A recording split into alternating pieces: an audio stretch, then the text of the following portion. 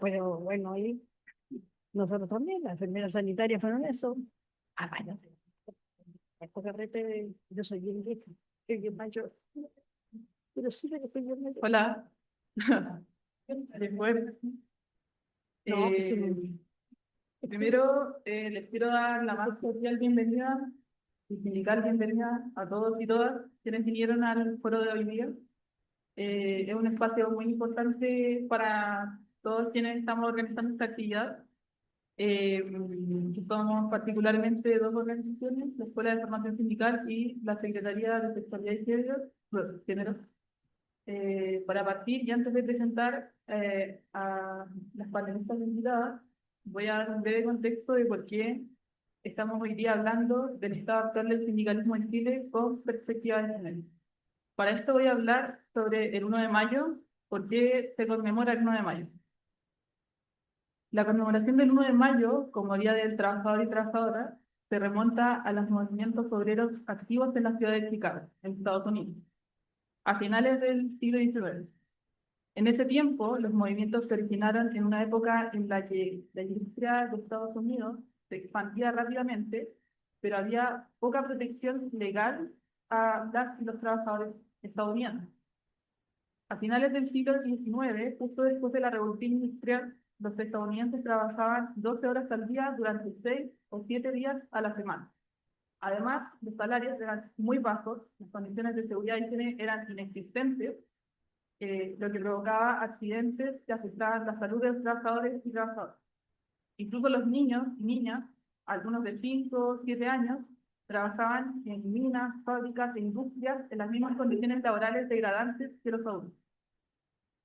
Las terribles condiciones llevaron a los trabajadores y trabajadoras de Chicago a movilizarse, realizando protestas en el mes de mayo del año 1886. Estas acciones, que duraron del 1 al 4 de mayo particularmente, fueron organizadas por movimientos obreros vinculados al anarcosindicalismo y exigían sobre todo la jornada laboral de 8 horas. Las manifestaciones del 4 de mayo de 1886 se hicieron especialmente conocidas.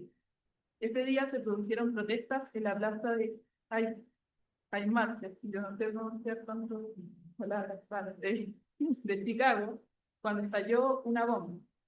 La situación fue responsable de la muerte de agentes de policía y manifestantes, lo que llevó a que las fuerzas de seguridad eh, tuvieran que responder abriendo fuego contra los manifestantes. A partir de entonces se reprimió agresivamente a los trabajadores y trabajadoras, se detuvo a los líderes del movimiento obrero de Chicago, 4 de los cuales fueron condenados a muerte. Se los conoció en ese tiempo y hasta el día de hoy como los mártires de Chicago. La fecha del 1 de mayo, en ese sentido, pasó a ser recordada como la masacre de Haymarket, pero la conmemoración del Día del Trabajo se estableció como tal años más tarde. Eso es el contexto del 1 de mayo, pero particularmente hoy día lo vamos a evaluar desde una perspectiva de género. La mayoría de las mujeres hoy día son trabajadores de la Escuela de Formación Sindical y se enmarca dentro del módulo que estamos viendo ahora, que es los derechos fundamentales de la clase trabajadora. Voy a dejar a continuación a mi compañera Emilia Soto, quien es coordinadora de la Secretaría de Sexualidad y Género, para que contextualice por qué estamos hablando de más de un mayo femenino.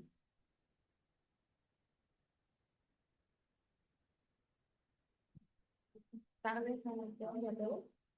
Como comentó compañera Miguel Soto, hoy yo estoy representando a la oposición, tendrían juntos con los sindicales, estamos haciendo también una conmemoración de un mes de mayo que es relevante tanto para nosotros como para ustedes. Para la selección al menos es el mayo feminista.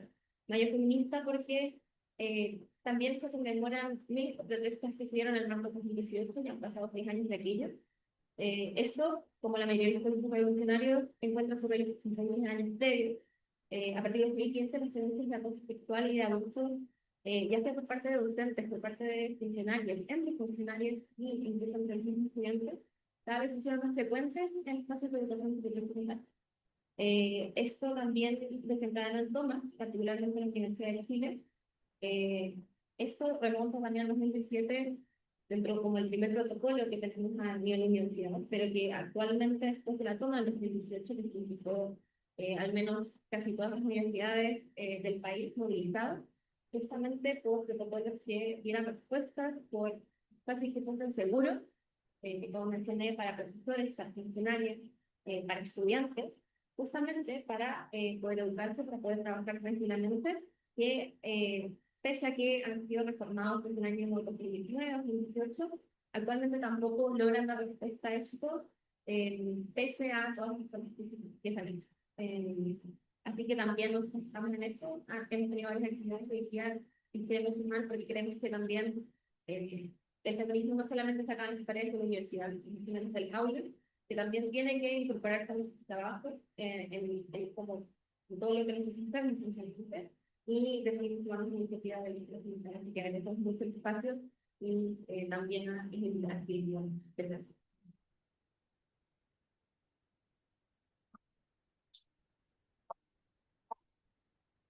Le doy las gracias a todas las compañeras que son de la organización que están aquí presentes.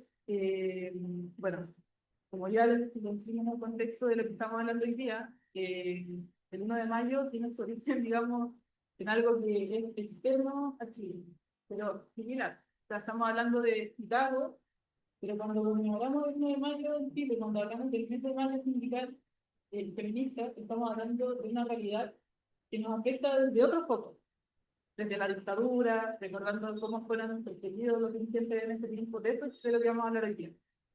Y también de los avances que estamos viviendo, de los desafíos con perspectiva de género.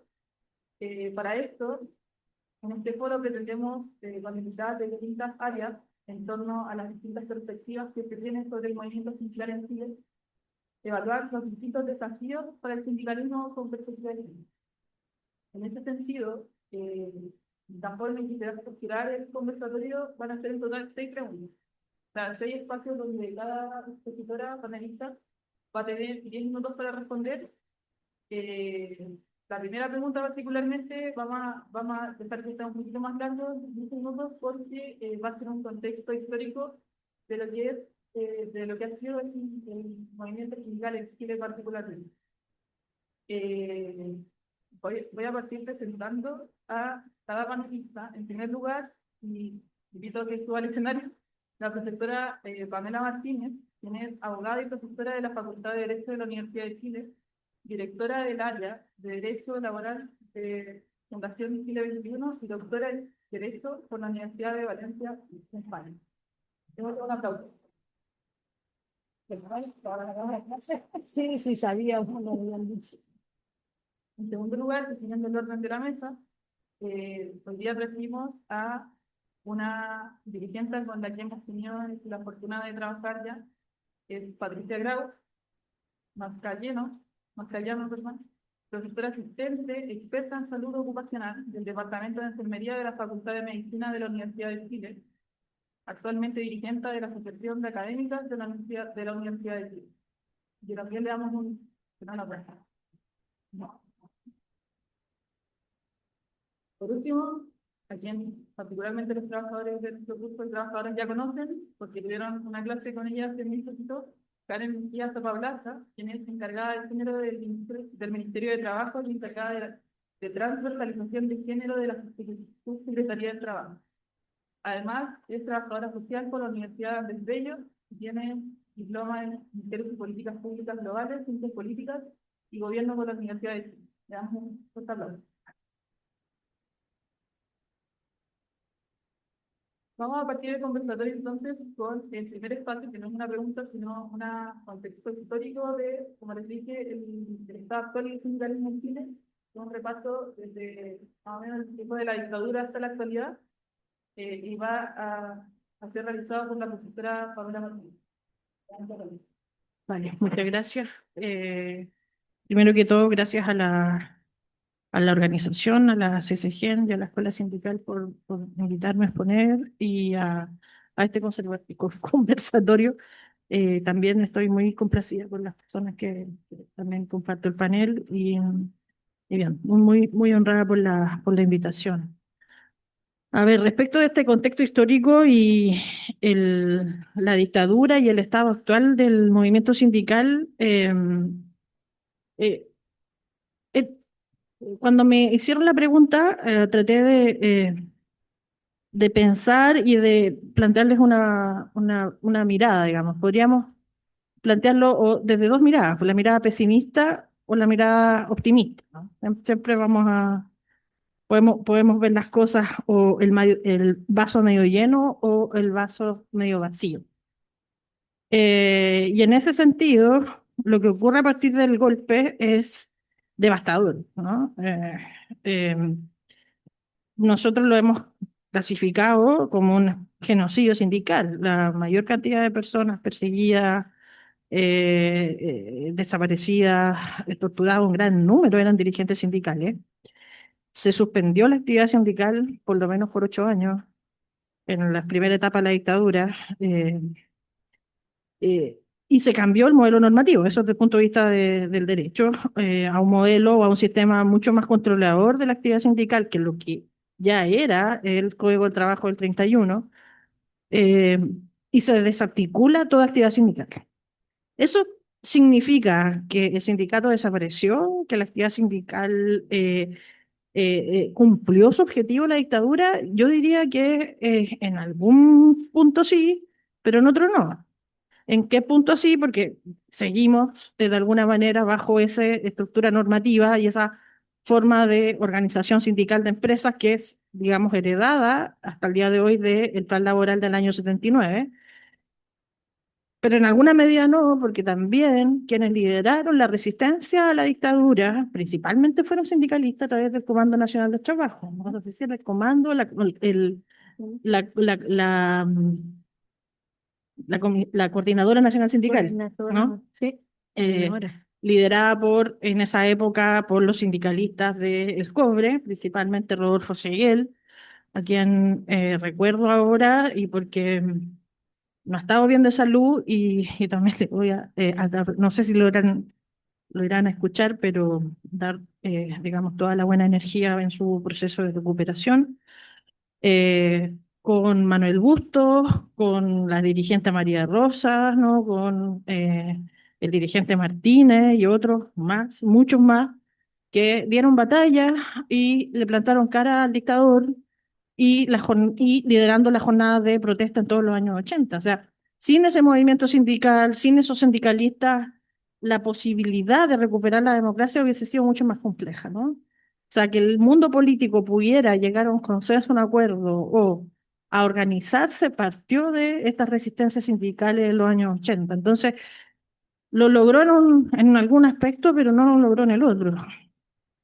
La vuelta a la democracia o la postdictadura, ¿no? Que también podríamos llamarlo así en el ámbito del trabajo, no varió esta situación.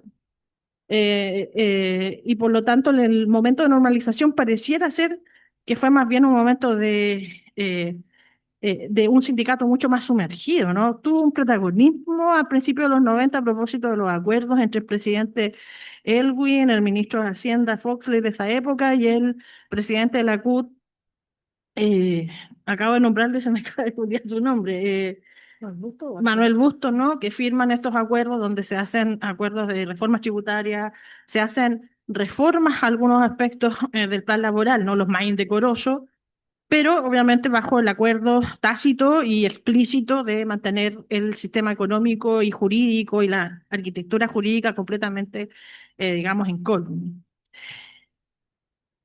Los 90 no significó, por lo tanto, un momento de auge del sindicato, al contrario.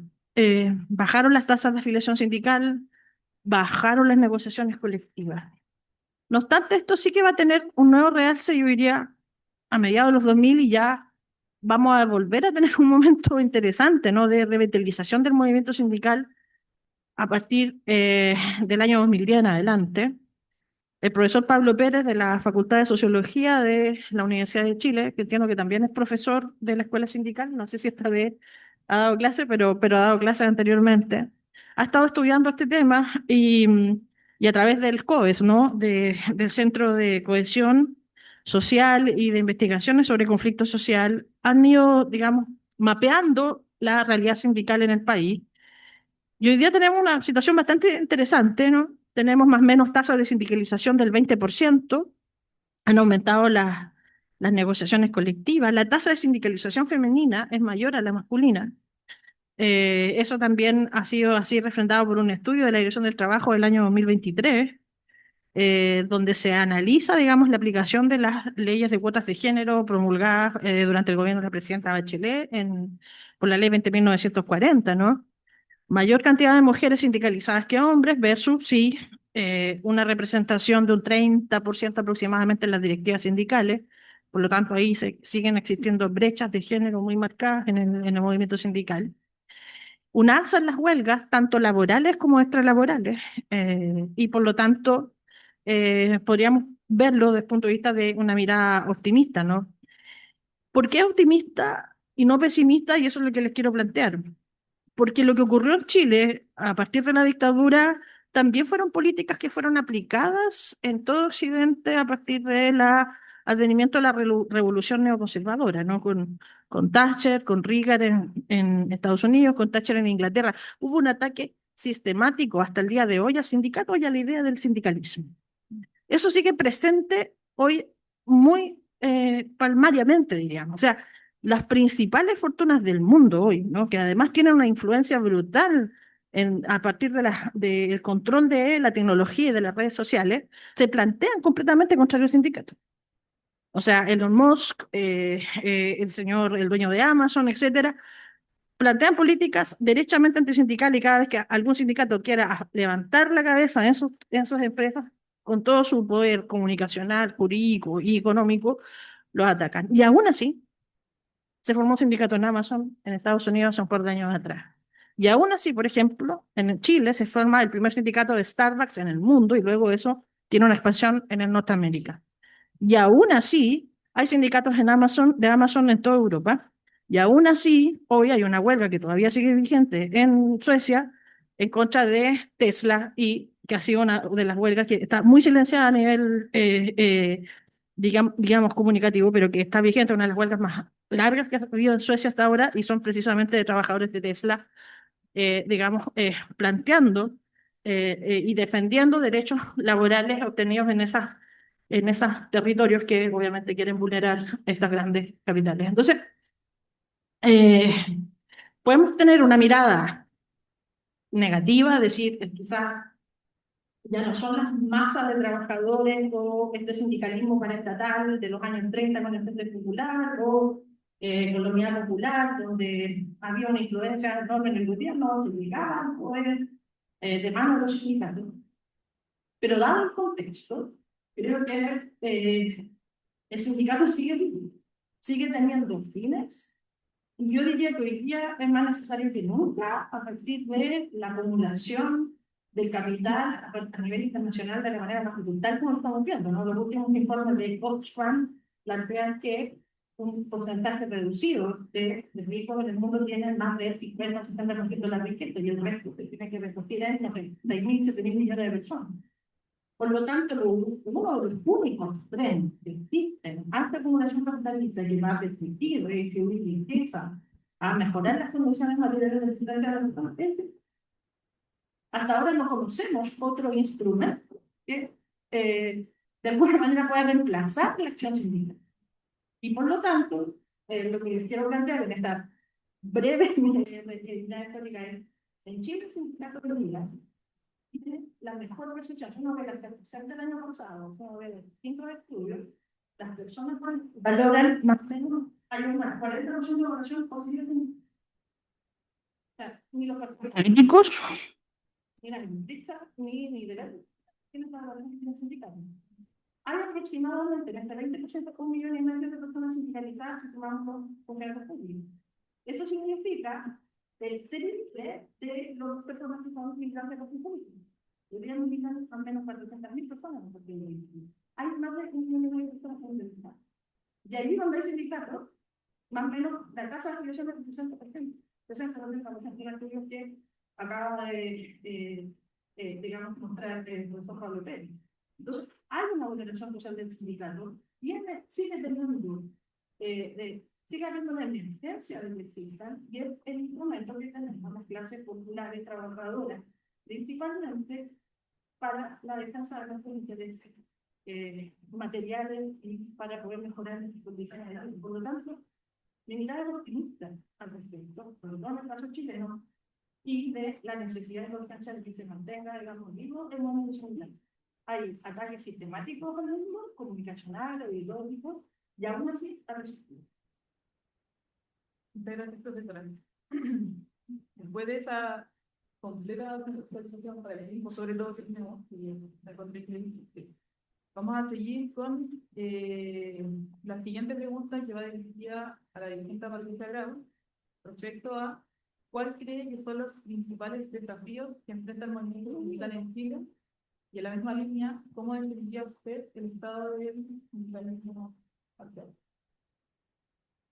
Hola, buenas tardes a todas, a todos, todos. Gracias por la invitación. Bueno, después de esta síntesis apretada que ha hecho de la historia, y pensando, digamos, en el mundo sindical, quizá mi mayor experiencia está justamente por fuera del mundo sindical, más bien en lo que tiene que ver particularmente con las asociaciones en el mundo público, ¿no? Que evidentemente nosotros todos nos sentimos dirigentes sindicales, pero la práctica dista mucho de ser sindicatos todavía, pero sin embargo cumple un rol en esa misma línea. Y por otro lado, también compartir con ustedes quizás la experiencia que ha significado, y por eso siento que es el desafío, en esta fragmentación que tiene y los tipos de sindicatos que hay, y estoy pensando particularmente en, por ejemplo, en el mundo campesino, en el mundo de las mujeres campesinas, que han ido creando lo que significa el sindicato, y ahí hay, en el sindicato, tanto de mujeres campesinas como de la pesca, que son mujeres que, siendo trabajadoras por cuenta propia, con cooperativas, distintos tipos de organización a lo largo de Chile, han ido posicionando y tomando un rol que probablemente quienes están en el mundo del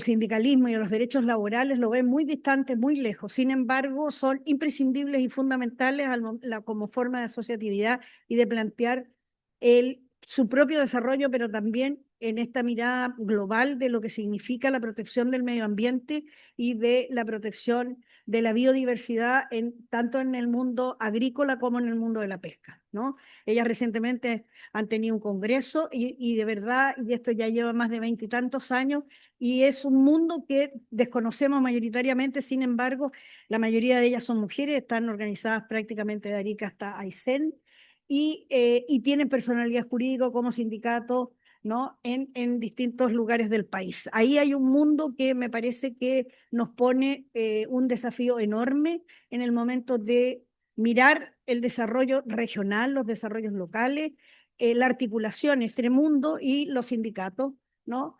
Entendiendo las condiciones de país que hoy día nosotros tenemos. Ese es como un gran desafío, cómo nos articulamos, ¿no? Cómo nos articulamos para poder plantear grandes temas, ¿no?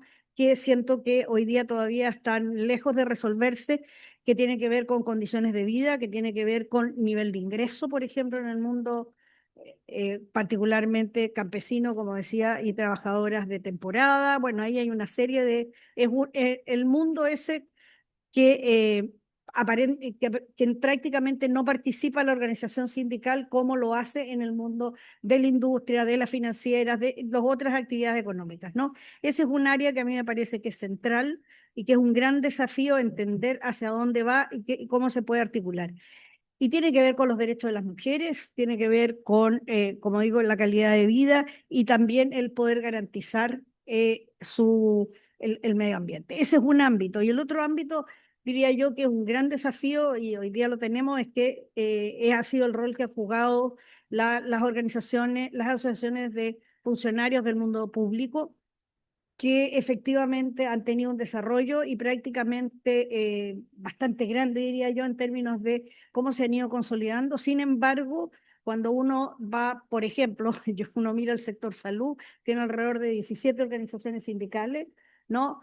Entendiendo que son 5 más o menos, las 5 o 6 las categorías de trabajadores. Sin embargo, hay 17 centrales, confederaciones, pero tienen una capacidad de negociar, aunque no haya derecho a la negociación colectiva, y pueden paralizar la salud, pueden negociar, han instalado mesas, o sea, nos han mostrado una forma de hacer política, trabajar en la defensa de los derechos de los trabajadores de una manera distinta, ¿no? Porque en la práctica es de hecho, o sea, no de derecho, todavía no hay derecho a huelga, no hay derecho a negociación colectiva, todavía eso sigue ahí entrampado, ¿no? Eh, Creo que en el mundo y uno de los grandes desafíos tiene que ver con esta fragmentación que tiene el sector en general del sindicalismo, en el sentido de que incluso en empresas grandes también vamos a encontrar 3, 4, 5 sindicatos, a veces pequeños, grandes, lo que uno ve y lo que percibe es en realidad la gran tarea que yo siento que está el poder negociar por rama, cosa que hoy día todavía eso es una fantasía. Nuestro país en algún momento tuvo experiencias, ¿no? Sin embargo, eso está muy lejos todavía de lograrse. Lo que uno apunta, yo diría, cuáles son la otra parte que decía cómo definiría el actual estado del sindicalismo en Chile, diría que son mundos que no conversan totalmente, ¿no? Yo hacía como 3 grandes diferencias y de verdad cuesta mucho que conversen estos mundos y son realidades complejas. Los derechos, por lo menos lo que nos ha tocado, incluso las dificultades en una propia Universidad de Chile, las dificultades que hay entre la Asociación de Académicos, que somos trabajadores de la educación superior, con la Asociación de Funcionarios, en que ahí tú notas, digamos, una dificultad enorme de poder identificarnos como trabajadores. Y creo que ahí también hay un tema que tiene que ver con qué estamos.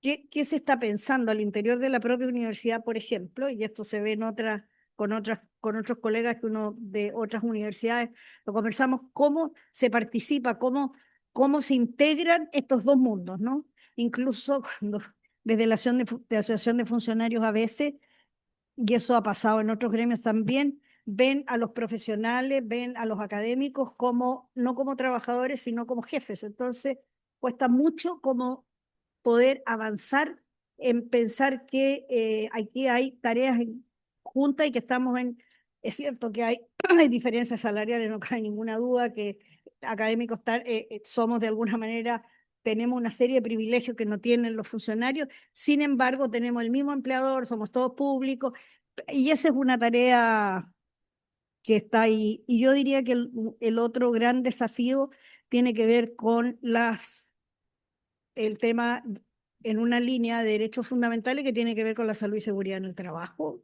tarea que ha sido débilmente asumida por los sindicatos en general, en todo orden de cosas en general, a pesar de que hoy día es un derecho fundamental que uno podría pelear en general y poder plantear de mejorar condiciones de trabajo.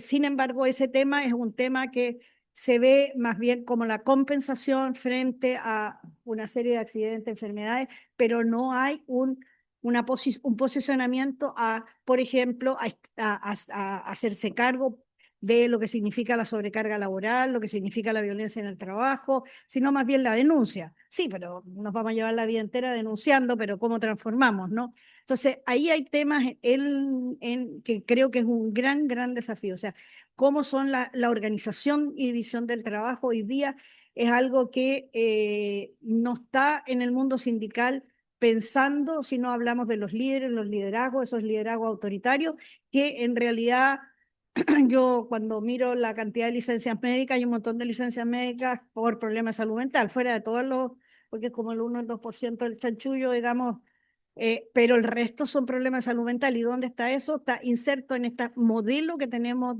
este modelo neoliberal que exprime, que estruca, y eso no ha sido asumido, creo yo, en general por el movimiento sindical. Ahí hay una brecha enorme, ¿no? Creo que podemos seguir conversando sobre eso, creo que ahí hay una enorme brecha y por supuesto, yo diría que el gran desafío también está en el ámbito de las transformaciones culturales, particularmente en la perspectiva de género, que es un poco el motivo de este ¿cómo se llama? Conversatorio, independiente si hay más mujeres sindicalizadas o no. Sin embargo, el patriarcado está instalado en las relaciones laborales, en la organización del trabajo, en la organización de las empresas.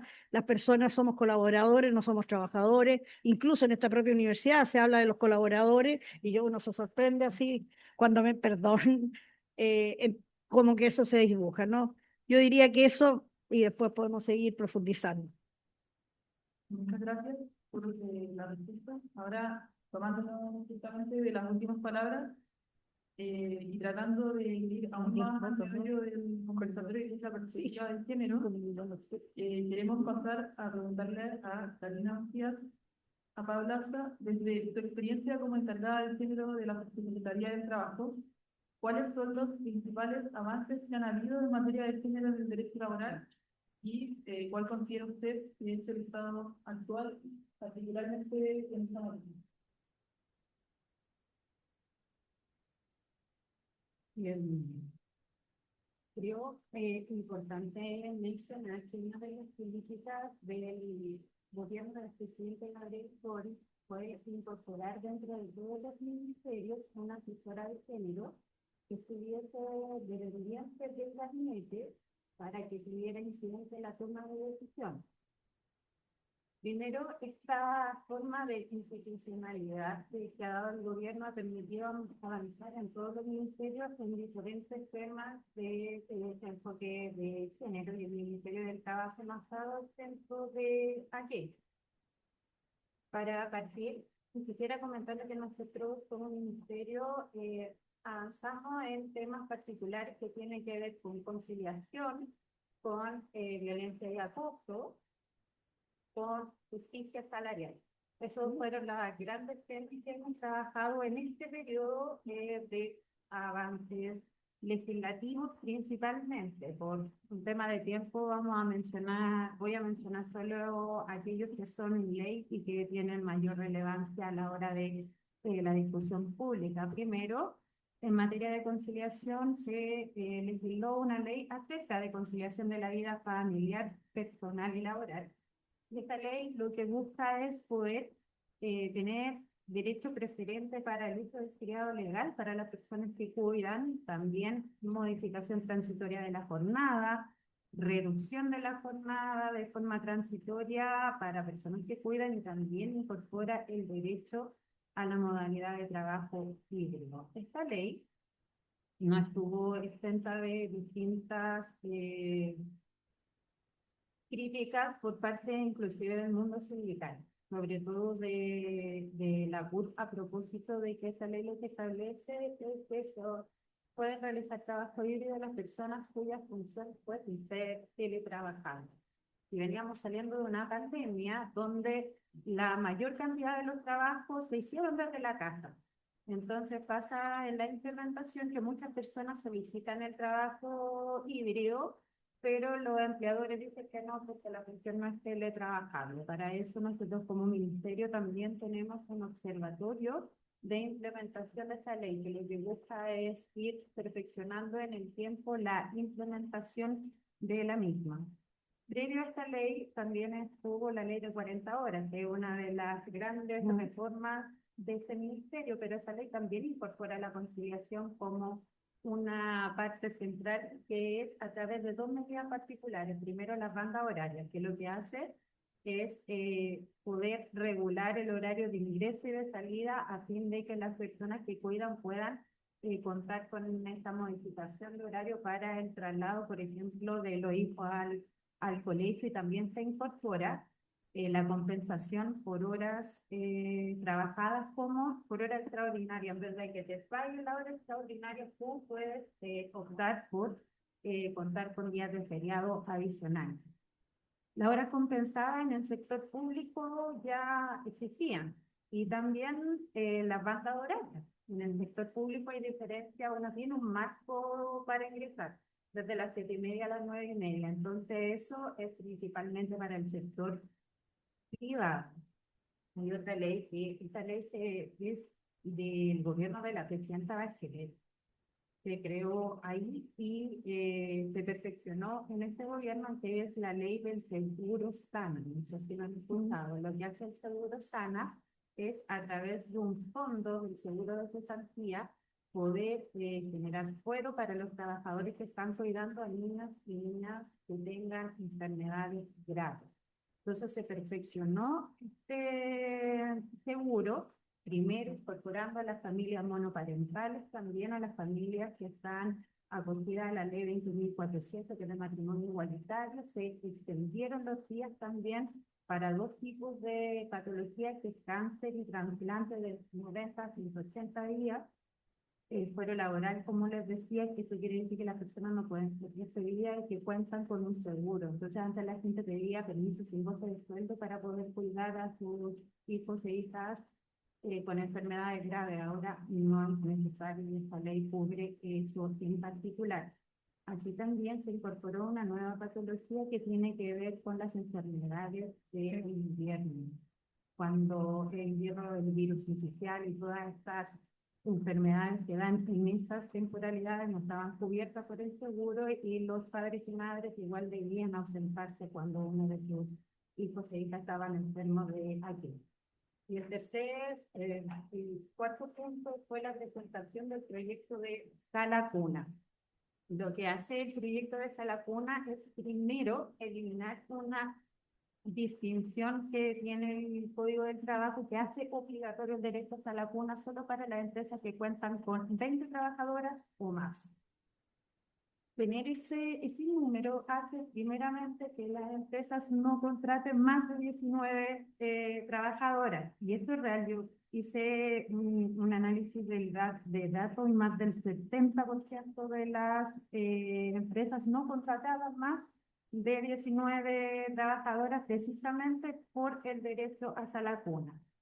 Se elimina esa distinción y el derecho para madres y padres. Esto quiere decir que avanzamos también en un concepto que es la parentalidad posible, la corresponsabilidad real. El cuidado no recaiga en las mujeres, porque además Sala Cuna también es una medida de justicia salarial, porque a las mujeres se les castiga con el salario de hasta un 21% de su salario por el pago del derecho a la cuna. En este proyecto de ley también se crea el fondo para poder financiar la Sala Cuna, que se llama Sala Cuna para Chile. Antes se llamó Sala Cuna para todos, creo, de Piñera. Entonces se crea un fondo de financiamiento bipartito.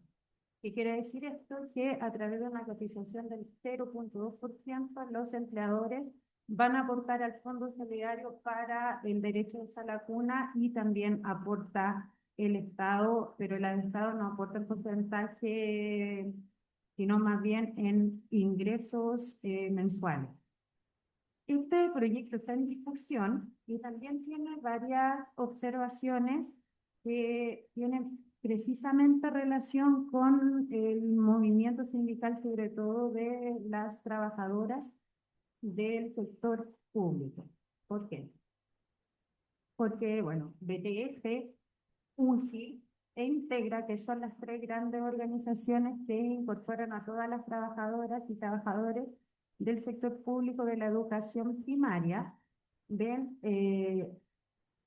con temor el tema de esta creación del fondo y de cómo se va a entregar, porque hay una realidad que tiene que ver con que el Estado no va a tener la capacidad de aumentar la oferta pública de la forma que esta ley va a requerir en los tiempos que va a requerir. Por lo tanto, uno de los puntos que ellos han puesto en discusión es precisamente que se pone a competir al Estado con los privados, y los privados tienen mayor capacidad para reproducirse, por decirlo de alguna forma. O sea, vitamina, por ejemplo, que yo creo que todos conocen.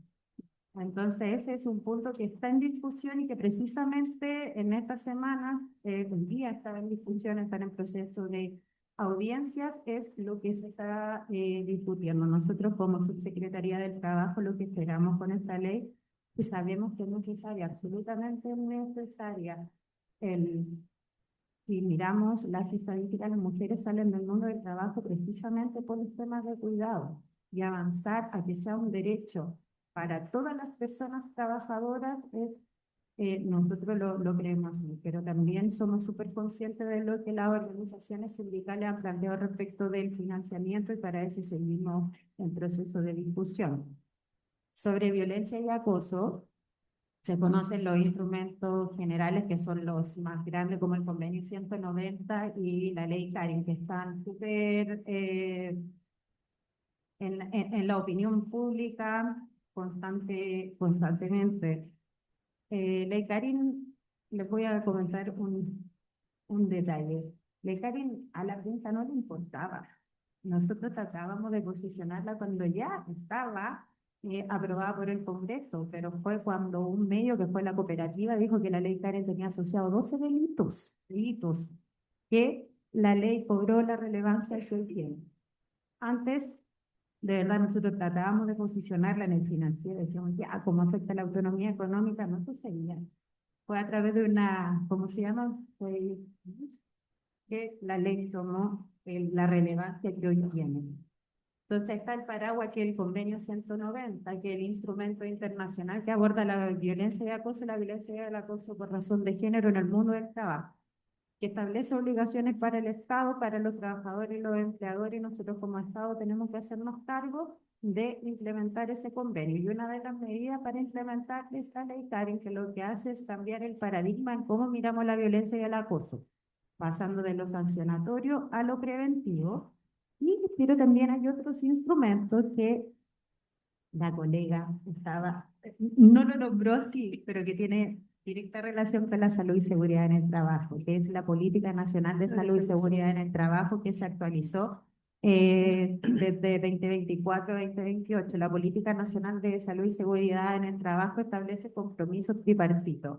Esto quiere decir que hay compromisos por parte de trabajadores y trabajadoras, empleadores y empleadoras, y Estado para promover las culturas preventivas dentro de las organizaciones.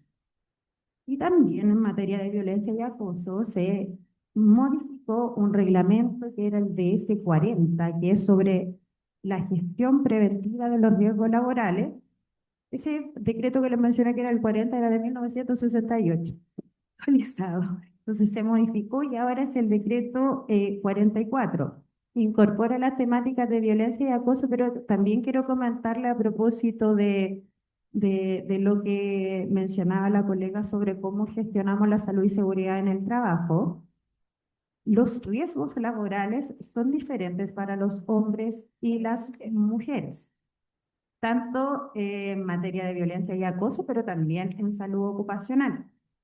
Y tomando un punto que, bueno, en la otra pregunta que sé que viene voy a abordar ese tema, pero hay enfermedades laborales que son directamente relacionadas con las mujeres. La colega estaba hablando de, por ejemplo, cómo el movimiento sindical de la pesca artesanal ha ido fortaleciéndose en el tiempo. Una de las enfermedades laborales que tienen y está más presente en las mujeres de la pesca artesanal son las infecciones urinarias por el frío. Y eso no está considerado dentro de del listado de enfermedades laborales. Muchas de ellas tienen histerectomías por las constantes enfermedades de estas características. Entonces, todas las enfermedades laborales se representan de distintas formas. Por ejemplo, para llevarlo a la Universidad de Chile. La Universidad de Chile tiene facultad de medicina. El químico que utilizan para preservar los cuerpos con que se hacen Autopsia. la autopsia, La formalina. cuando donan los cuerpos a la Los cuerpos, ciencia. sí. Este químico afecta de forma distinta a hombres y mujeres, y hay casos en que las mujeres han sufrido de infertilidad a propósito de ese químico en particular. Y en mayo, un caso donde una docente de esta misma universidad se fue a juicio por eso mismo. Y ahí se hace una investigación con peritos laborales. Entonces, la política nacional y el DS-44 lo que buscan es poder visualizar todos esos riesgos para poder prevenirlos, tanto violencia y acoso, pero también como en enfermedades laborales. La justicia salarial la mencionamos y le pusimos este nombre porque si bien hay medidas que no son medidas que digan, "Ah, esto lo hicimos solo para las mujeres", no. Este gobierno aumentó el salario mínimo, que está en 520.000 aproximadamente, que es un aumento histórico del salario desde hace muchos años, y el salario mínimo tiene un impacto directo en las mujeres, porque el 26,6% de las personas que reciben salario mínimo son mujeres, a diferencia de los hombres, que es un 16,3%. Entonces, el impacto que tiene el salario mínimo en las mujeres es bastante importante. Y se presentó el proyecto de equidad salarial. Si bien ya existe una normativa que también es del gobierno de la presidenta Bachelet sobre equidad salarial, esta ley no es efectiva porque lo que hace es cargar a la persona trabajadora con la denuncia, lo que inhibe que las personas denuncien, porque además la denuncia se hace en la empresa.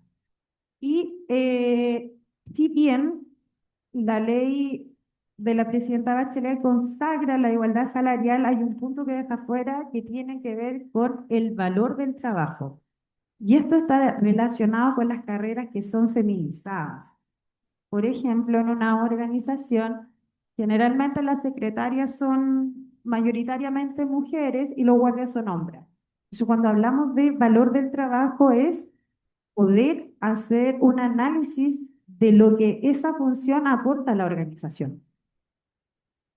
Entonces, cuando ampliamos el principio de igualdad salarial, buscamos aquello que se pueda poner en práctica el principio completo. Se usó mucho el tema igual pega, igual paga, pero más que eso. Y el proyecto de equidad consagra aquello. También se encuentra en discusión y crea un mecanismo para poder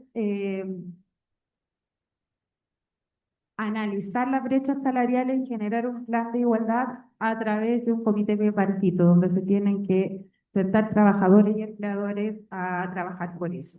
Y también incorpora un sector de igualdad a propósito de lo que pasó con Ley Karin, que no sé si ustedes se dieron cuenta, pero que hay miles de personas dando capacitaciones sobre Ley Karin. Entonces, y nadie asegura la calidad de esa capacitación. Por tanto, cuando llevamos el proyecto de equidad salarial al Congreso, la Comisión de Mujeres del Senado nos pidió poner particular énfasis en cómo se implementaba y cómo se realizaban las capacitaciones para la implementación de esta ley.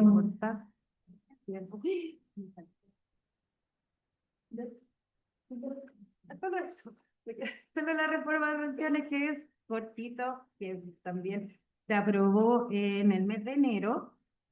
El sistema de pensiones tiene dos formas de brecha de género, una que son las directas y otra que son las indirectas. Uno pensará que las directas son las culturales y las indirectas son otras, ¿verdad? Los factores directos son los que tienen que ver con el cálculo de las pensiones, que es lo que le llaman la tabla de expectativa de vida. La reforma de pensiones genera un seguro social que lo que busca es precisamente nivelar la expectativa de vida entre hombres y mujeres para que la diferencia de la pensión no sea tan desigual como lo es ahora. Y hay otros factores que son los indirectos, pero que son los que tienen que ver con la división sexual del trabajo y las brechas o lagunas previsionales que se presentan a lo largo de la trayectoria laboral. Las mujeres no tienen una trayectoria laboral lineal o ascendente, tienen entradas y salidas del mundo del trabajo y eso genera lagunas previsionales. Y las lagunas previsionales tienen un impacto enorme y tremendo en el cálculo final de la pensión. Entonces, este seguro también incorpora la modificación o el cierre de esa brecha que es indirecta. Gracias. Muchas gracias. De todas formas, la pregunta que viene ahora también está dirigida a Karen Díaz, y tiene que ver justamente por parte de lo que nos está contando, como la pregunta anterior apuntaba justamente a evaluar los distintos avances que han habido en materia de género en el derecho laboral. Ahí ya pudo hacer un repaso muy completo, la verdad, La pregunta que viene ahora, y también está basada en preguntas que nos han hecho llegar trabajadores del curso, es a críticas hacia los avances que han habido en materia de cine. Particularmente, algo que han preguntado mucho en nuestro curso es sobre la ley Cari, pero esto lo quiero extrapolar a otros avances en materia de género, posible, pero particularmente en la materia de ley Cari se indica mucho que la ley establece un protocolo de género que tienen que tener las empresas para certificar, digamos, una denuncia a las respectivas instituciones como la ADT. Se ha sacado varias como críticas al colapso de la ADT en términos materiales. Se dice que no hay capacidad para poder llevar como esta denuncia y por eso durante el último tiempo también se supone como han habido mayor contratación al respecto.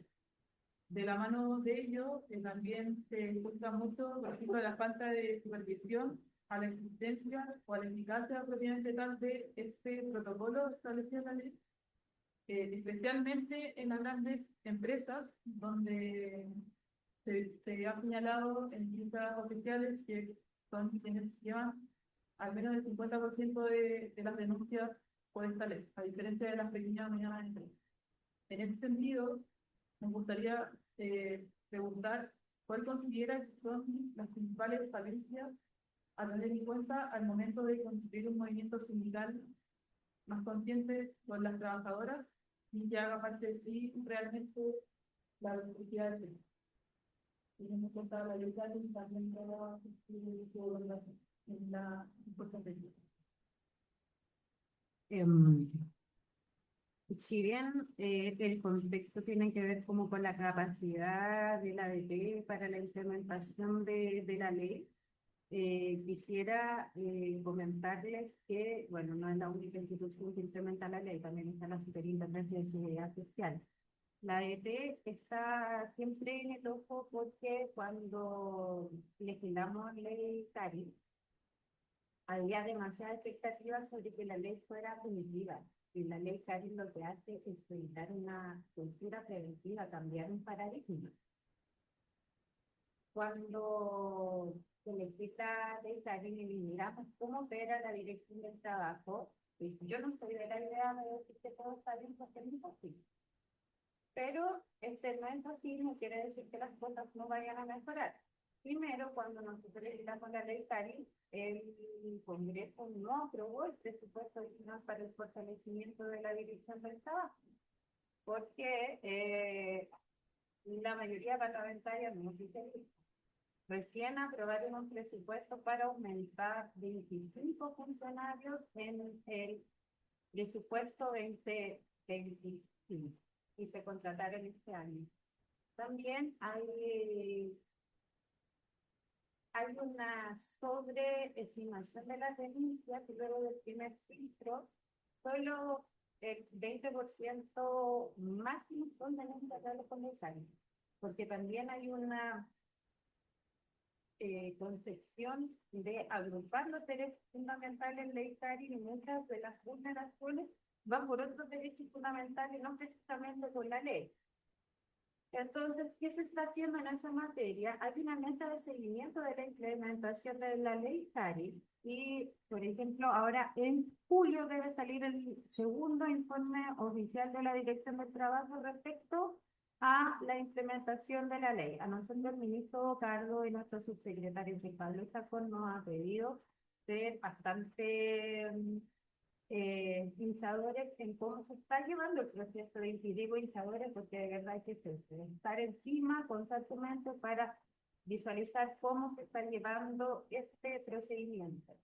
Quiero también comentarles que cuando uno establece una ley como la ley Cari o cualquier medida que tenga que ver con violencia y acoso, generalmente los trabajadores, y ahí voy a la pregunta que me hicieron, son las organizaciones de trabajadores son quienes van a defender siempre principalmente esta normativa.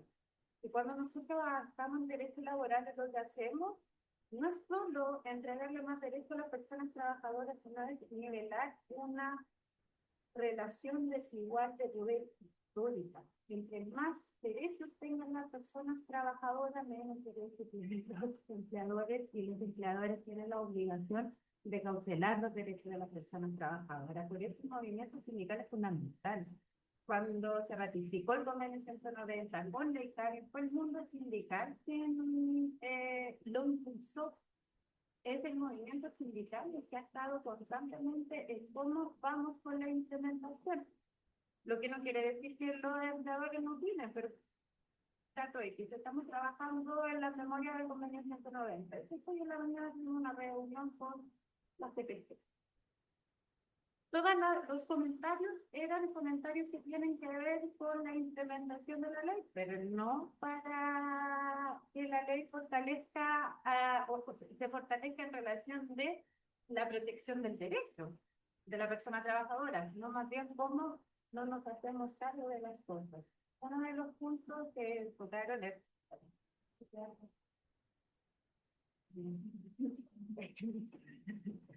Lo pregunto porque le faltó entonces qué es.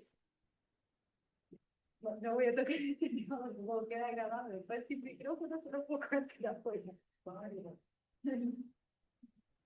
Para fortalecer la participación sindical de las personas en toda la normativa laboral es fundamental para nosotros, como Subsecretaría del Trabajo, la negociación ramal.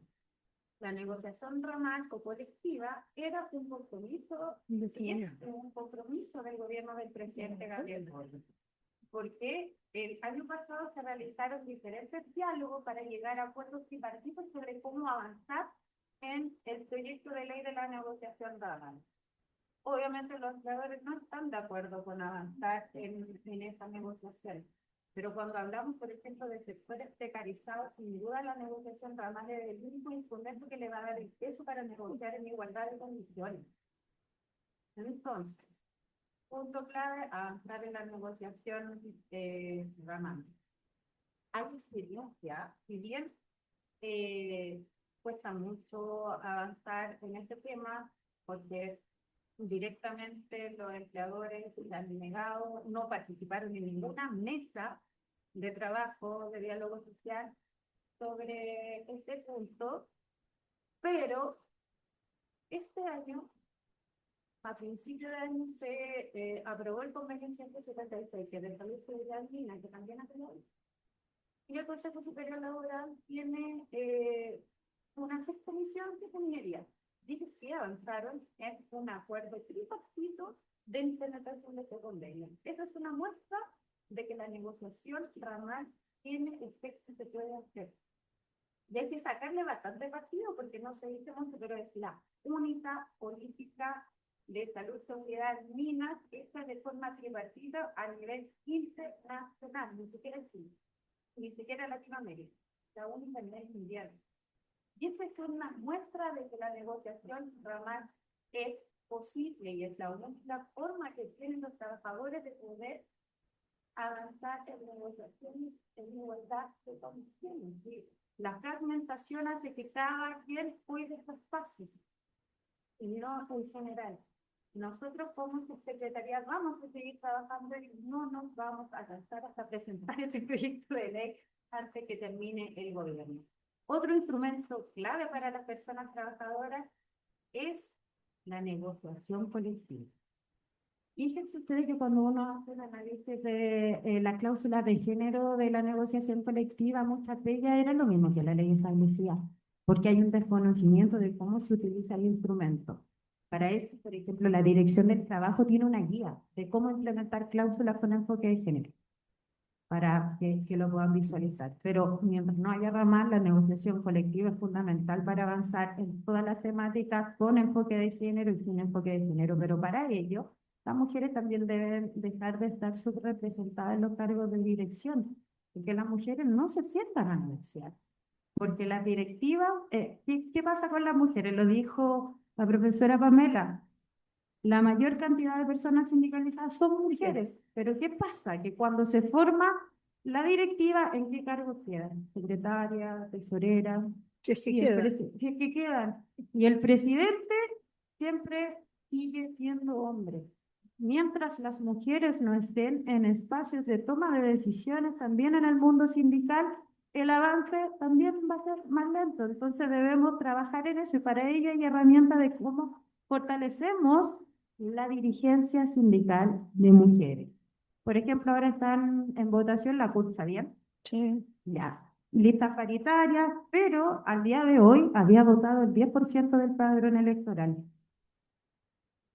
Que la profesora lo miraba de... 18.000 Yo también personas. soy de la idea de mirar el vaso medio lleno, pero cuando son las 5 de la tarde y recién ha votado el 10% del padrón, es como, no importa en qué estamos fallando como mundo sindical también, que tan poca gente está votando.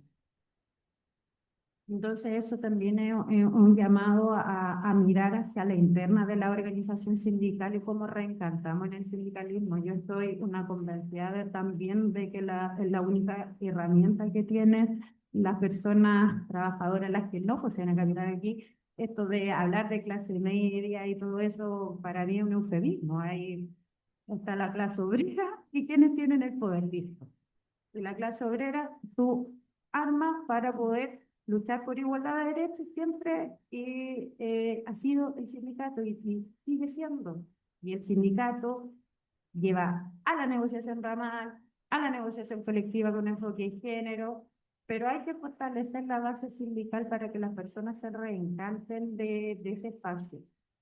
No es un trabajo fácil porque, como decía la profesora, la dictadura masacró el movimiento sindical, pero también no hay que olvidar que el movimiento sindical fue fundamental para que en este país volviera también la dictadura se terminara. Los trabajadores y las trabajadoras mueven el país. Entonces, muchas gracias.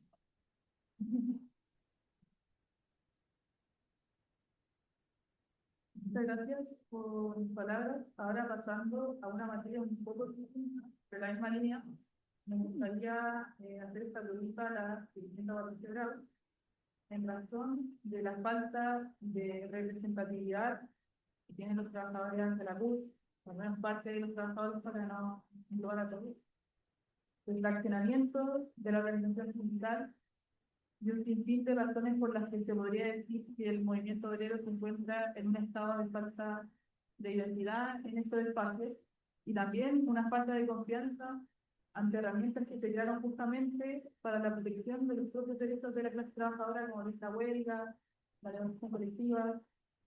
En ese sentido, me gustaría preguntar, ¿cuál considera usted que es la razón esencial para esta falta de unión, de identidad de la clase trabajadora en algo más significado, como es el caso de lo que ocurre en la marcha del 1 de mayo, que es un tema que siempre se habla, particularmente el señor Sánchez, porque el 1 de mayo hay dos marchas, una es la central clasista y otra que va, que está como más convocada por los partidos políticos.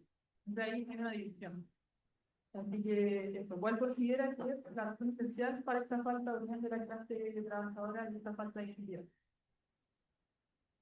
Bueno, yo creo que no existe la razón, sino probablemente bastante complejo. Explicarnos, digamos, la participación hoy día, cuál es el país que se ha construido de la dictadura en adelante, ¿no? ¿Qué país tenemos?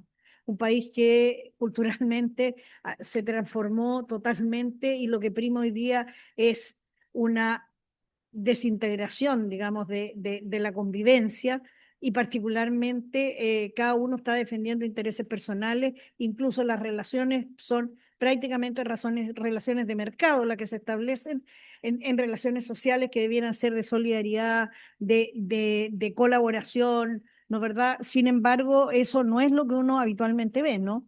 Eh, la competencia es parte de lo que está instalado en el modelo, ¿no? En todos los niveles. Y la organización sindical no podría ser distinta si tenemos en todos los espacios lo que estamos viendo una competitividad, posiciones de poder, enriquecerse de alguna u otra manera.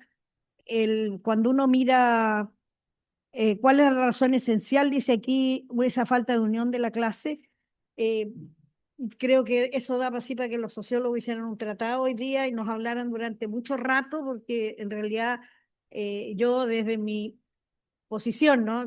La pregunta es como muy compleja, pero lo que uno, digamos, del conocimiento y la práctica y la experiencia de vida, evidentemente hoy día prácticamente las personas en la sociedad no se sienten trabajadores, desconocen que tienen derechos.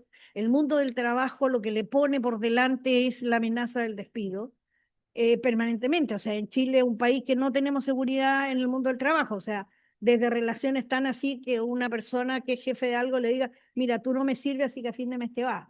No, yo no te pertenezco porque soy ciudadana, tengo derechos. Sin embargo, la relación es como de propiedad. O sea, tú eso es lo que tenemos en este país. Si uno escucha, me gusta mucho escuchar las formas, cómo se relacionan las jefaturas en todos los niveles y cómo piensan, y eso es lo que tenemos cotidianamente, lo que hablan en los medios de comunicación de masa. Todo el tiempo estamos escuchando frases que apuntan a lo individual, no a lo colectivo, no estamos transformando, no estamos creando una sociedad, ¿no? Ahora, a eso hay que ponerle el poder, el poder es lo que está ahí instalado, hay que poner al interior del mundo sindical, por supuesto que están los partidos políticos, estructuras que son fundamentales, dirían algunos, ¿no? En una sociedad, para alcanzar gobernanza y algunas otras cosas, o sea, los partidos políticos. Sin embargo, cuando uno dice, bueno, esos partidos, cuál es el modelo de sociedad que uno aspira a construir, ¿no? ¿Qué país queremos, ¿no? Eso no está en el mundo sindical, eso no está puesto, ¿no? Uno está en la tarea, como en la tarea más concreta, ¿no? Hoy día, no sé, ratificación del convenio tanto de la OIT, ¿no? Siento que Chile ratifique el 155, ¿no verdad? Que en salud y seguridad en el trabajo, el de la OIT, del personal de enfermería, el 149, que es vital que sea, es como ir logrando pequeñas cosas, pero así como transformación de un país de una manera distinta, no existe democracia al interior de las empresas. Los trabajadores no tienen derecho al interior de las empresas. O sea, en general hablan los sindicatos en aquellas empresas donde hay sindicatos, pero la mayoría de las empresas no tienen sindicatos. Entonces, el porcentaje es muy alto, el que no tiene organización sindical. Entonces, lo que uno ve es que hay estos derechos, ¿no? Sencillamente, los dueños de pequeñas empresas, medianas, grandes, las grandes a veces son las peores, ¿no?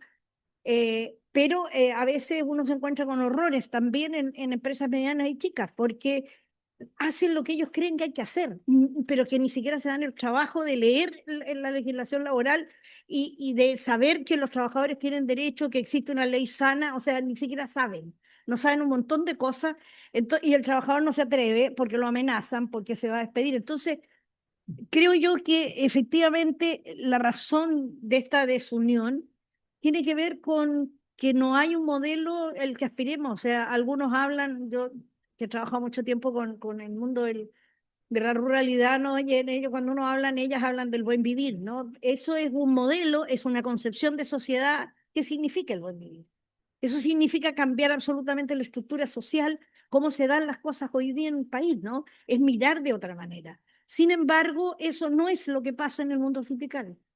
Es agresivo, es descalificador, y por otro lado hay dirigentes, eh, como digo, como decía hace un rato, algún sociólogo por ahí me puede impugnar, ¿no? Cuando yo digo, efectivamente el patriarcado está instalado en todo el espacio, tanto hombres como mujeres, porque el patriarcado mayoritariamente lo ejercen los hombres, pero sin embargo hemos sido todos socializados tempranamente en un mundo desde ahí, ¿no? Entonces hay que cumplir órdenes, ¿no? Y como que no hay forma de diálogo, de trabajar, de pensar de una manera distinta. Es sorprendente cuando la gente hoy día todavía le tiene miedo al empleador. Miedo, o sea, ¿por qué? Porque está ganando un buen sueldo, porque tiene 3 hijos, porque ¿cómo lo hace si se queda sin pega? ¿No? Porque la vida continúa, o sea, uno tiene familia, tiene hijos, tiene problemas de pareja, X cosas, ¿no? Que ocurren en la vida cotidiana. Sin embargo, hay cansancio, hay enfermedades, ¿no? Entonces, yo de verdad cuando uno mira qué falta, yo creo que eh, esta separación es, no, por eso decía tempranamente en la dictadura. Yo me acuerdo por decreto se suprimieron los obreros en este país. Yo creo que los jóvenes se habrían enterado de aquello, ¿no? Pasamos a ser todos trabajadores, eso fue un decreto, ¿no? Pero eso te pueden mandar a decir que somos todos trabajadores, pero la clase obrera como tal, sí, pero hay campesinos, hay clase media, hay distintas formas de mirar la sociedad. Entonces, a mí me parece que hoy día no hay, yo no imagino una sociedad como una sola causa, ¿no? Creo que sí, que la corrupción es un problema, que lo que tenemos hoy día de todo lo que significa en los distintos espacios donde está, uno se puede hacer los locos de lo que está pasando con ¿cómo se llama? No es el narcotráfico, sino el crimen organizado, cómo permea las organizaciones, las empresas, el mundo público, porque lo ha permeado por todos lados por lo tanto, ese es un atentado que no permite tener ¿cómo se dice? Superar esa etapa es tremendamente difícil. Y en general, como que uno mira para el lado, ¿no? Sabiendo que de repente alguien llega y empieza a llegar en un auto, antes tenía un auto pequeño, hoy día llega en una camioneta gigante, un año después llega con otra más grande y nadie se pregunta cómo se sigue trabajando y gana lo mismo.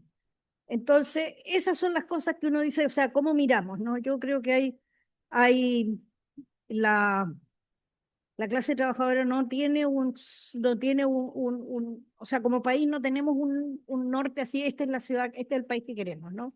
Que uno pudiera luchar hacia allá, soñar, cambiar, transformar.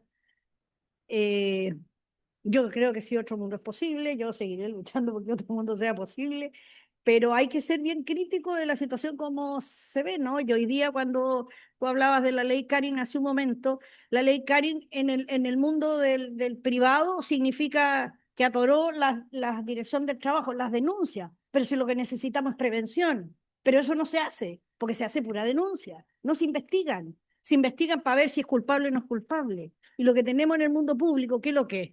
Un montón de denuncias que además son más lentas que la dirección del trabajo porque está el derecho, el estatuto administrativo que obliga a hacer sumario. Y hacer sumario, ¿qué significa? Que se demora, le dijeron 30 días para hacer los sumarios. ¿Dónde? En ninguna institución pública en 30 días hicieron un sumario.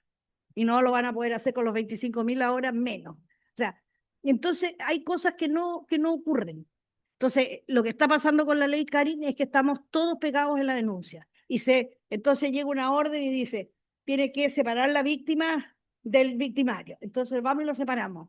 Y resulta que queda estigmatizado el ser humano que fue acusado, o la trabajadora o el trabajador sale para un lado, y ¿qué hace si se demoran 6 meses? Y hemos tenido personas desde el año pasado, desde el día 1 de la ley Karin, que han estado separados de sus lugares de trabajo, pero sin pensar en los resultados que está impactando en la calidad de vida de esas personas. O sea, por un lado la víctima o el acosador o el perpetrador, el que haya sido, ¿no? Entonces, hoy día hay cosas que no se han resuelto. La ley Karin es un tremendo y potente, pero su foco fundamental era la prevención y es lo único que no hacemos. Es lo menos que se hace. O sea, se tratan de guardar que no los vayan a denunciar. Eso es lo que le preocupa a la empresa, que no los denuncien. No les interesa mejorar la calidad de vida de las personas. Entonces, eso no cambia. Yo en eso soy bien crítica. Hemos tenido experiencias muy nefastas en esta propia universidad y nos ha costado un montón. 6 meses tenemos ahí unos sumarios parados, pero hubo antes otros peores, ¿no? Tú hacías mención a lo que fue el Mayo Feminista en el 2018. Bueno, han habido sumarios que se demoraron 4 años, 5 años. Entonces el caballero se jubiló. Entonces no se fue sancionado, sino se fue jubilado. Y además con el incentivo al retiro. Entonces, más encima, aplauso. Eso es lo que ocurre en las instituciones públicas cuando tú no operas y no haces las cosas en el minuto que las tienes que hacer, que es efectivamente sancionar, pero hay que prevenir, hay que difundir. Estas son las causas. Las causas no se investigan. O sea, el relato es demasiado importante cuando uno hace la denuncia. Es lo básico para que se constituya como tal. Pero eso a la gente no le dicen cómo hacerlo. O algunos lo saben hacer, pero la mayoría se han rechazado porque está mal escrito. Entonces, ¿a quién le quedan ganas de denunciar? A nadie. Claro, se va a ganar, o sea, ¿para qué voy a hacerlo? Hay algunos monos porfiados que van a volver, pero creo que ahí hay un mundo enorme de trabajar, de pensar y de Yo creo en la participación de todos, creo en la democracia al interior de los lugares de trabajo, absolutamente, y tenemos que transformar esta sociedad que estamos viviendo hoy día. Yo creo que ese es el gran desafío del mundo sindical y de todos los trabajadores y las trabajadoras. Muchas gracias.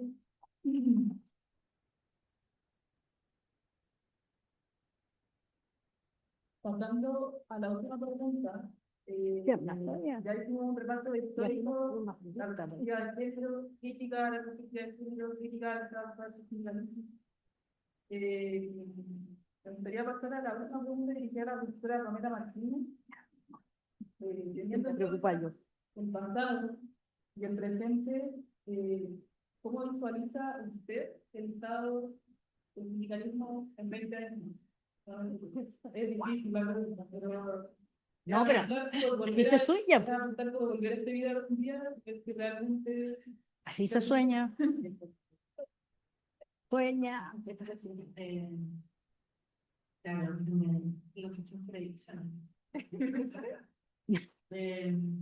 Primero, quiero decir, yo creo que usted no sé cómo vive instrumentos en las impactos, Ah, no, sí, no puedo. importantísimo. La mayoría de los sindicatos no están afiliados. Exacto. Así, porque la mano representativa que también la mayoría de la Pero no está. No pueden haber una representación con 200.000, 250.000 está tiene el padrón electoral hoy día. 250.000 era el padrón hoy día. ¿Ah? Hay un PND, Por eso. Sí. la más representativa, pero la mayoría, abrumadoramente, no están. Entonces, no podemos acumular. No. Problemas de recursos, problemas de justicia. Pero que son dos también que hay que separar. En ese sentido. Y hay que distinguir entre el movimiento sindical y el tema. Además, el artefacto sindical, como está realizado en el país, está integrado, está atomizado, pues la voluntad del dictador de realizar los derechos. Lo que no quiere decir que hay sindicatos que están organizados en todo el mundo. Incluso no tienen una persona jurídica, pero tenemos en los sindicatos portuarios. Son los sindicatos que tienen, yo diría, con más dinámico y tienen más cosas. Y que tienen mecanismos de dirección. Eso es muy grave. Una cosa que se llama el sindicalismo legal, o organizado a modo de la ley, y otra cosa es como movimiento sindical, si los sindicatos, digamos, como fenómeno social, como forma de organización.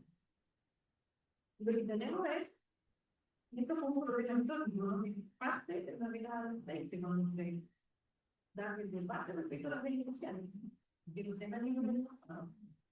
Aquí hubo un intenso debate sobre cómo se hace la organización. Entonces, ¿qué hasta esa fecha? Todavía reconoce que es una comunicar una flexibilidad, principalmente de los dirigentes fiscales instalados, y la forma de tomar el conflicto que tenía el Estado era buscando fuertes seguridades militares para digamos, y terminar de alguna manera de soportar el movimiento. Esta fue la mejor ejemplo de que no. Y en ese momento, todos el Federal de Chile, el International Force Transport, los sindicatos de los viajeros, muy productos, obviamente estaban organizados, sí, una ley que los amparara, ¿no? Era considerada una ley ilícita, cuando nosotros de crímenes. Ese era el tratamiento que estaba usando. Y cuando viene esa reforma y los conoce sindicatos de las leyes sociales, la propuesta de la noche no fue tomada en cuenta. No fue una fuerza, sino la ley de padre. Y ese líquido fue para los sindicatos de la ley social. Y eso significó que los un sindicato realizado en el establecimiento de cadena del sistema y le negó a la mayoría de los trabajadores del país que eran beneficiarios de los sistemas. Entonces, por esto, lo que va a hacer Pinochet es ir a los sindicatos de sus condiciones. Ahora se dio pero era muy difícil. No es solo que viene a venir a vivir. Y ahí como se comunicaría con la decisión. Entonces, sometía a la ley o digamos que ahora no me entiendo, la mirada de la fuera de la industria. La decisión que se tomó a propósito de la circulación del sindicalismo corporativista, ¿no? Que venían justo en la época de tanto los ciudadanos del campo, primera la gobierno, venía precedido de un modelo español de disponibilidad, ¿no? El sindicato van, y luego tenemos ahora, digamos, una escena de facto, donde hay una práctica de un sindicato, digamos, institucionalizado en el Estado, en el Estado de una modelo de frente a esa realidad, ¿no? Era el Sindicato Nacional de Unión, porque también Pinochet no del poder voltear a través del Centro Nacional de Trabajo, ¿no? Que después de una articulación del tipo de sindicato, digamos, marxista o sindicato nacional de Unión, en el caso español, ¿no? Y viene de esta lógica como una tenía que tomar una decisión en política, que era principalmente nos sometemos a la ley o nos quedamos con la ley. Eso significó la desregulación de los dos y de los grandes sindicatos y no volvemos a los sindicatos. Porque eso fue posteriormente a un movimiento. Entonces, cuando tuvieron mucho poder también los sindicatos, por la capacidad de los sindicatos, a los años 60, fuera de más de una ley. Lo que yo pienso que es fundamental entender, más como una completar como un pero los sindicatos van a tener mayor poder de la ley que se determina por otro lado, a propósito de los 30 años de la vuelta a la democracia, los avances legislativos, yo creo que tenemos uno, las asociaciones de funcionarios, las asociaciones criminales, los sindicatos que están vinculados, con todo, sí.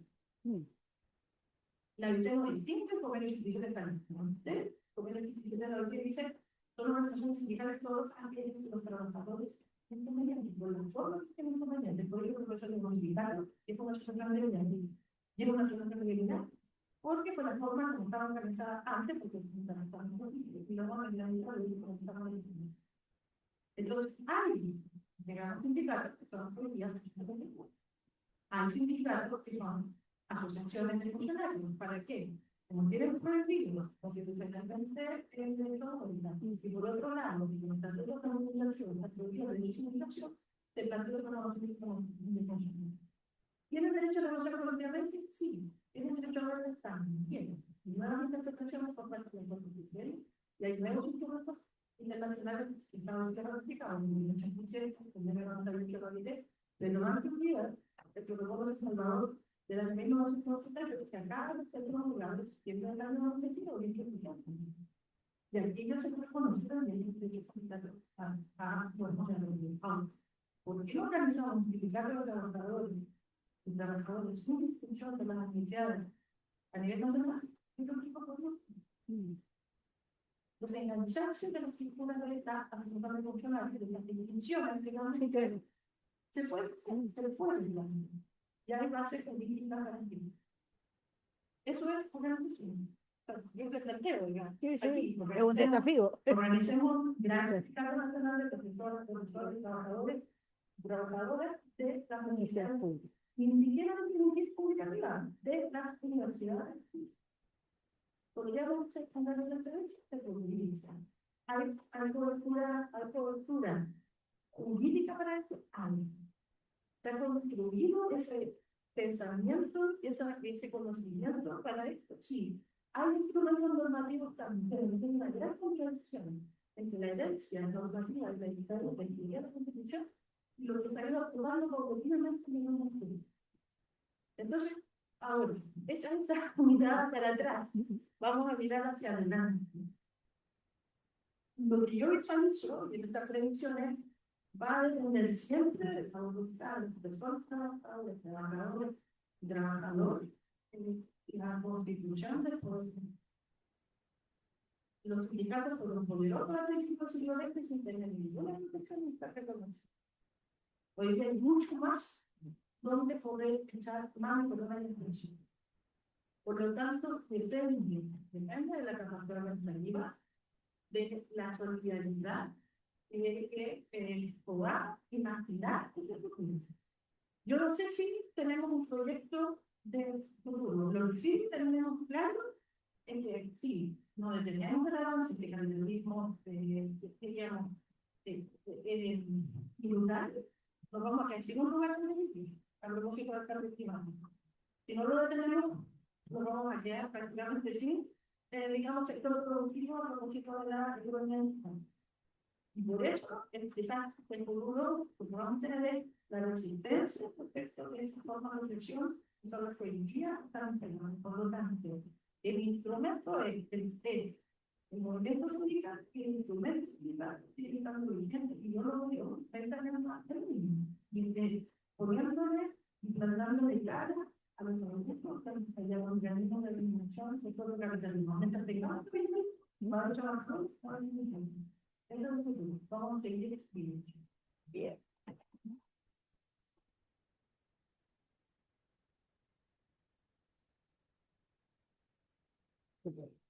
Con esto concluimos la sección de preguntas. Lamentablemente no habrá tiempo, no va a haber una sección de preguntas del público, sin embargo vamos a abrir un formulario para eso, pero todavía no está bien, porque voy a pasar de la sección de predicciones a la sección poemas.